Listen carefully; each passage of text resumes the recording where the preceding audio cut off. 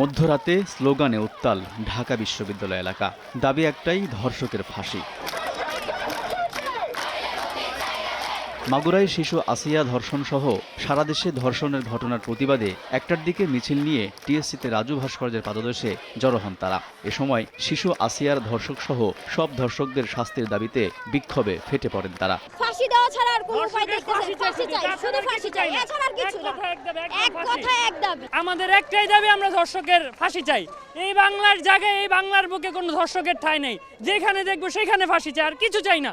শিক্ষার্থীরা অভিযোগ করেন, দেশে নারীদের নিরাপত্তা নিশ্চিত করতে পারেননি স্বরাষ্ট্র উপদেষ্টা জাহাঙ্গীর আলম চৌধুরী। খুন ধর্ষণের শাস্তি কার্যকর করতে না পারায় নারী ও শিশুর প্রতি সহিংসতা থামছে না। তাই আইন শৃঙ্খলার অবনতির দায় নিয়ে স্বরাষ্ট্র উপদেষ্টার পদত্যাগের দাবি জানান তারা। আজকেও আসিয়ার খবর আসার পরে যে 4-5টা ধর্ষণ আরো হয়ে গিয়েছে বা আরো বেশি হয়ে গিয়েছে, 11টা ধর্ষণ মোট হয়েছে, প্রমাণিত একটা ঘটনা।